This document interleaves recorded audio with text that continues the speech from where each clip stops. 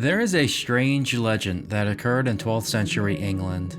A humble village by the name of Woolpit, a small, rural community that would most assuredly remain in the shadows of irrelevance for its foreseeable future. That is until what has to be one of the oddest encounters in history would take place, forever entangling the village of Woolpit into one of England's oldest and strangest mysteries, the Green Children. A mysterious pair of siblings from obscure origin with green skin, alien-like with an unknown language and a peculiar appetite, who would remain as extended guests in Woolpit. Who were these children? Where were they from? And most importantly, why was their skin green? Well, to answer these questions, first, we have to tell the tale from the beginning. Our story takes place sometime during the 12th century in the village of St. Mary's of the Woolpits, or simply Woolpit. Now this village, which is still around today, is in East Anglia, or more specifically Suffolk, several miles from a monastery, St. Edmund's. Now, the village's name is derived from the wolf pits that surround it, which were meant to trap wolves that may wander their way into town. Life in Woolpit was quiet and peaceful, but on this particular day, there would be an unmatched level of excitement for an otherwise simple community. It was during harvest time, with villagers setting out to collect the season's spoils, that an odd discovery was made. Emerging from one of the wolf pits and astonishingly looking at the fields were some children. But not just any children, no, these had some otherworldly qualities that quickly set them apart. Their clothes were of an unknown material. Their speech was an unknown language. However, the most remarkable thing was, they had green skin. Naturally, the harvesters quickly brought the children into the town to show off the curious discovery. They were brought to the house of a knight, Richard de Calne, where they were sheltered. The children wept continuously even when they were presented with food such as bread, but they refused to eat or even touch the food. This would go on for several days. The children were exhausted, starving, yet they still refused the food offered to them. That is until some beans, fresh from the harvest, were presented. They would quickly indicate their desire for the beans, which were then given to them, though they were disappointed and began crying once more when they discovered that the stalks of the beans were hollow, with no beans inside. A bystander then opened the pods, showing them where the beans actually were, which they quickly snatched up and ate. They would survive for months, strictly on a diet of raw beans. Don't tell Pythagoras. That is until they eventually learned to eat bread and other food. They would also begin to gradually lose their green hue, which was thought to be a result of their new diet. They would also begin to learn English, or at least the English spoken back then. Sometime during this period, the children were also taken to be baptized. Soon after, the younger of the two, the boy, who was depressed and sickly, would die. The girl, however, thrived. She was healthy, she learned English, lost her green color entirely, and was pretty much indistinguishable from the other girls. With her now being able to speak the same language as the village, she would tell of their origins and their home. They came from the land of St. Martin, a subterranean community that the sun does not rise on. Instead, with the light they receive, their days are similar to that of twilight. The land isn't all that different from that of the outside world, aside from everything and everyone being green. They are Christian, have churches, and greatly venerate St. Martin. In the distance, an illuminated land can be seen. However, it is separated from their own land by a great river. As for their reason for being in Woolpit, the children had been tending to their father's flock when they were enamored by a pleasing sound, church bells in the distance, which they would later realize came from the monastery St. Edmund's near Woolpit. Anyways, following the sound, they traveled through a cavern, and when they emerged on the other side, were hit with extreme brightness and amount of sunlight which they had never seen before, causing them to become disoriented and lost, unable to find their way back to the mouth of the cave from which they had emerged.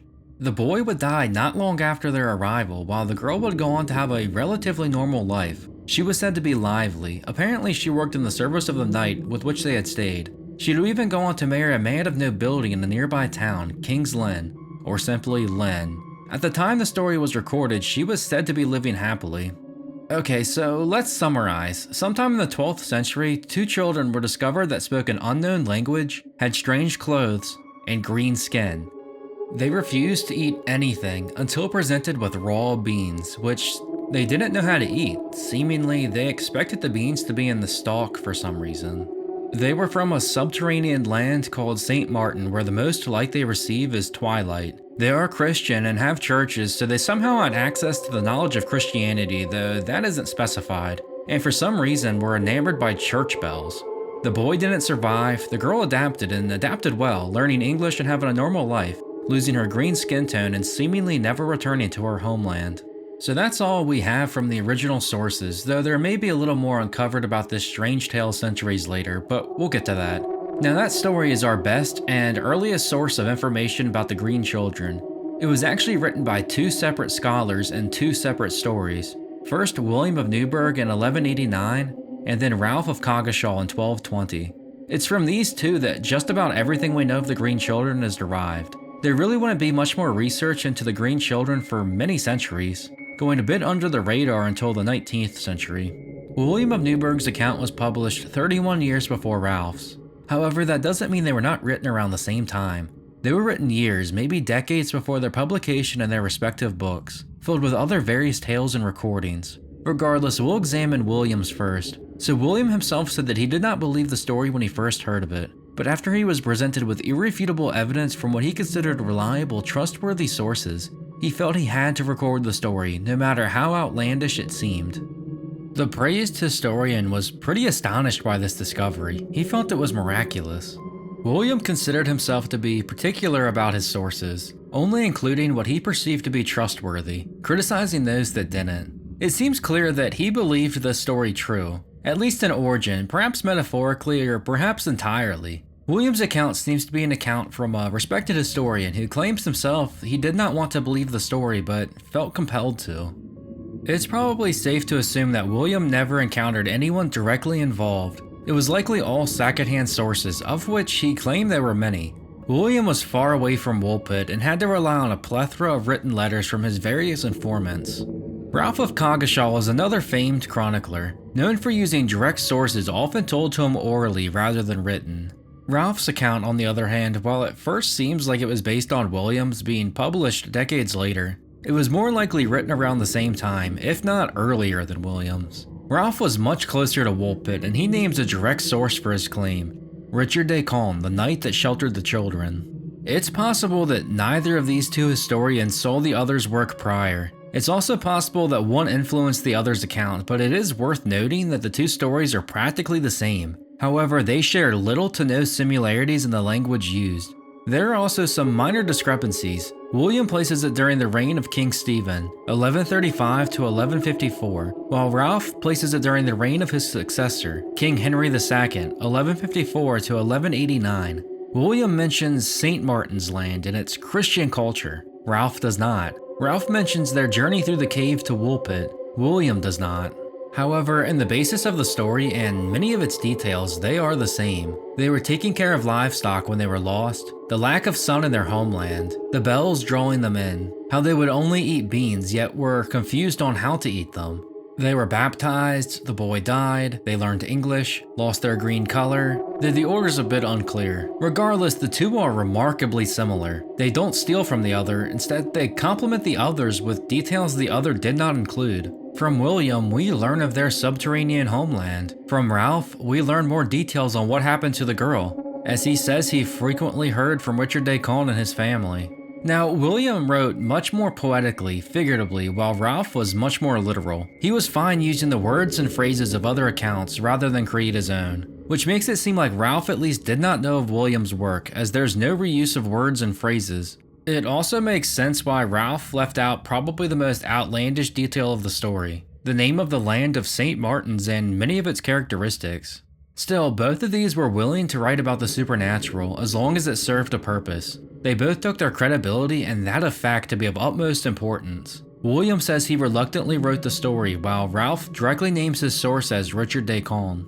Now, William places the tale during the reign of King Stephen, so sometime between 1135 and 1154, while Ralph makes no mention. The knight, though, Richard, is not mentioned in William's account, but was in Ralph's. He died in 1188, but it's through Richard that the story is much more believable, as we have a real-life person apparently giving updates on the girl and the situation in Woolpit. Ralph says the girl remained in the service of the knight for years after, becoming loose and wanton in her conduct, but indistinguishable from others in society. Basically, she adapted well. Now, switching back to William, we learn that the girl would go on to marry a man in the nearby town of Lynn, and at the time of his writing says she had been living there for years. That's about as far as they go with this. However, through a combination of their stories, we can get a much more fluid narrative.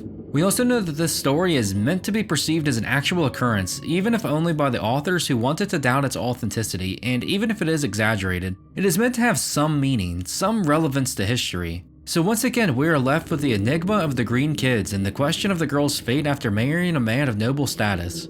Okay, but we don't even know her exact identity, nor her fate. We don't even have a name. Or do we? Like I mentioned earlier, the story of the Green Children of Woolpit wouldn't really be touched on again for many centuries, and it really wasn't the famous oddity it is today until much more recently in history. Now, there's been a lot of research into the validity of the Green Children as well as their existence, but perhaps the most notable new claim that is not a part of the original two accounts is the idea that the girl has been identified. Now, this comes from the research done by author Duncan Lunan, who is known for his work on astronomy and extraterrestrials. According to him, she apparently took the name Agnes Barr, having married a man of noble status in Lynn by the name of Richard Barr, an ambassador to Henry II. They would have a number of children, and from this, Lunan says that the Green Girls, or Agnes's descendants, are still around today. So how valid is this claim? Well, while Lunan did an impressive amount of research, there are some flaws in his claims, complete with timelines and names not adding up as well as leaps of faith being made. But I'll let you decide for yourself. Regardless, this remains a popular idea.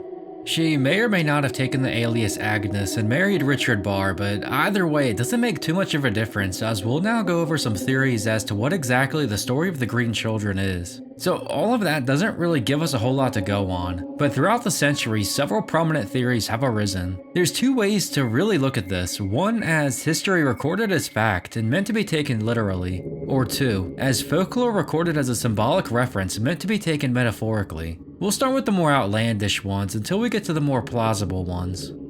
Maybe the most fun theory is if we choose to believe the story at face value, in its entirety. Just bear with me. Let's say it's all true, the greenness of the children, the ever Twilight-esque homeland. Well, frankly, that'd be one of the greatest discoveries ever made, but one that hasn't been made again since. The idea of a subterranean civilization is far from a new one, even in the 12th century. The theory of there being a hollow earth or Agartha has been around for quite some time, at least in some capacity, being referenced in many ancient writings and folklore, whether it be a religious concept like the underworld or a land of wonder filled with a strange variation of the human race. There is a folklore idea of an underground realm filled with beings such as fairies. Fairies could be known to dwell underground and be associated with nature or with colors such as green. Then perhaps the idea was to mesh together the traditional folklore idea of fairies and a civilization in the inner parts of the earth with that of English history. That fits well with our Green Kids' home of St. Martin's and their appearance, but not really. Why would two separate historians decide to document this tale separately and present it as fact? The Hollow Earth theory has been debunked numerous times, so I'm not going to go into too much detail about it. For our purposes though, it still doesn't make a whole lot of sense even in the context of the story. How was St. Martin's Christian? Why was such a civilization never discovered? Why did the girl, as far as we know, never attempt to go back?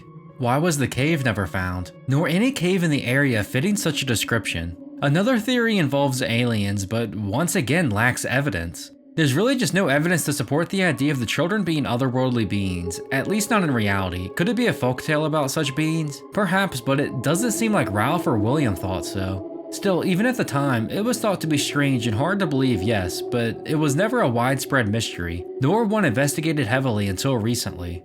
On the other side, the one that attempts to rationally explain the reason for the story, we have a couple more theories. One theory suggests the story is a reference to the Anglo-Saxon invasion of England, conquering land from the Britons, the Welsh, the Scots, and the Irish. For William, it is the reluctant addition of the Aboriginal inhabitants into the English and Anglo-Saxon history. It's a story of racial differences and their acceptance or denial. William preferred to only record the history of one people, the unified English, but realized against his own beliefs he could not leave out that of others, a glimmer from the past, of the people that came before, whose stories shall not be recorded but yet have a lasting impact. The boy dies because he could not assimilate into the new world, the new culture, as not all communities can be combined and kept both intact. There may be some truth to this idea. William typically wrote things from a unified English approach, not including many ethnic differences. William's account certainly seems much more fantastical than Ralph's, including the concept of St. Martin's Land. The land was pretty different from the world we know, but yet not so different too. they still had one of, if not the most important aspect of a culture that it could share with England: Christianity. While the luminous civilization across the river seemed so tantalizing, St. Martin, although seeming like a different world, still had perhaps the most unifying characteristics to make it not all that dissimilar: religion. On opposite sides of the river, one land is bright, the other is dim, yet through God, they are united. As different and alien-like as they may be from one another, there is a unifying ideology. Could the story be a reflection on the idea of cultures from two parts of the world with seemingly nothing in common, but being unified by a common belief? Possibly, there may be something to that, and it may partially tie into this next theory. Still, this doesn't explain why two different respected historians chose to record the story, and why they both seem to have believed it actually occurred, as they have differing and various sources. There's a much more plausible and down-to-earth theory though that explains the origins of the Green Children, as well as its significance to be recorded by not one, but two lifelong English chroniclers. In the 12th century, there was an influx of Flemish immigrants into England, leaving their native land of Flanders in modern-day Belgium. To say they were not welcomed with open arms would be an understatement. The Flemish would be persecuted during this time in great numbers, during the reign of King Henry II, who was king after King Stephen. So this goes against William's claim that the story took place during Stephen's reign, but supports Ralph's, who seems to place his a couple decades later during the reign of Henry II. Perhaps William made a mistake in his dating. So what you have here is a group of people speaking a language that no one understands, wearing strange clothes, and having a strange culture. Sound familiar? The idea goes that the children were persecuted Flemish immigrants. This theory was championed by author Paul Harris, who believes the story can all be rationally explained. The children were Flemish immigrants who were lost and malnourished. Their language was unknown by the town. They had green sickness or hypochromic anemia, their condition turning their skin green due to malnutrition, with a healthier diet removing the ailment, returning one's skin color. Before, it was assumed their skin was green due to their diet. What about their homeland? Well, there's a town called Fornham St. Martin's near Woolpit. That could explain it. There was also a battle nearby that saw many Flemish killed, the Battle of Fornham in 1173. Perhaps their parents were killed, leaving them orphans. On the surface, this theory definitely seems much more plausible, but it, too, is not without issues. Firstly, green sickness doesn't turn your skin green enough to fit the description, unless they were severely malnourished for a long period of time and the greenness was greatly exaggerated. It doesn't turn all your skin green, and only in rare severe forms may change certain areas of the body, like fingers and around the eyes, to an olive color. And if they were so sick, how could they make the journey from St. Martin's to Woolpit? The language they spoke, if they were Flemish, likely would have been recognized by Richard de Conn, who surely would have heard it before, let alone the town, who undoubtedly had encountered Flemish people before. Why, once they learned English, did this not come out? It has its problems, but this theory may be a step in the right direction. Personally, none of these theories are really satisfying. Let's take a step back and look at the basics of the story again. Was this just a folktale made up by the community, or was it actually a historical event? Well, it's possibly both, but what supports the idea of the latter is that it was recorded by two separate historians. Both of these guys like to write about ghosts and different creatures like mermen and vampires, but this one is different, as it is presented as reality. William was reluctant to record it, but must. This was also a time where plagiarism or borrowing sections of another historian's work was commonplace. However, the two accounts make no reference to the other nor borrow any sections, yet albeit with minor differences, they tell a very similar story. This makes it seem like the story was not made up, at least not by Ralph or William, who seem to have believed it, but the entire thing hinges on their word. Still, we can go a bit further. Let's assume we trust them. What about their sources? Well, we know William used a plethora of written sources but never mentions them. However, we know Ralph's primary source, Richard de Conn and his family, who we got frequent updates about the girl from. Really, the only person we can identify with first-hand direct interactions and contact with the children is Richard de Conn. We really have no reason to doubt nor believe him. It's entirely possible the whole thing was made up or at least exaggerated, although there doesn't seem to be much point in that. And it also makes one question the rest of William's sources. Ralph's source Richard had first-hand experience with the children, yet it's William that goes in-depth about the details of St. Martin. What is it then? Were the Green Children a real pair of siblings? Was it a local legend, or what? Well, like with many things, the truth can often be found in the middle. Perhaps there were strange children found in Woolpit. Maybe they were Flemish, maybe not. Perhaps their skin color was exaggerated. Perhaps it was a metaphorical analogy of racial differences. When two differing cultures collide, with only Christianity connecting them, the siblings losing their culture and adapting that of the English. The boy was unable to assimilate, to adapt, while the girl did and thrived. Not all can make the adjustment, the swapping of homes, while some can, and can become indistinguishable from others in society. We'll likely never know the true origins of the Green Children, but it'll always be immortalized by its mysterious story. It's important to remember the context of the time it was written. Many of these medieval or ancient mysteries seem so much more outlandish today due to the changing culture. At the time it was written, it really wasn't some popular mystery. It was strange, yes, very strange, but perhaps not some otherworldly mystery that it has now become. People were more prone to believe this type of stuff. The 12th century was a time where many people still believed in folklore, the supernatural. All that stuff could exist, and when juxtaposed to today, did not require the hard evidence provided by science to validate such claims. It was a time where folklore and history were not such a different thing, when folklore was a part of history. The Green Children of Woolpit story was not written to be one of the strangest mysteries to last the ages. It probably wasn't meant to have the impact it now has. It was written at a time where society was much different. It was perhaps written to be taken metaphorically, not so much literally. A song that records not just the history of England, nor the folklore of England, but the assimilation, the loss of culture, and the adaptation to a new world.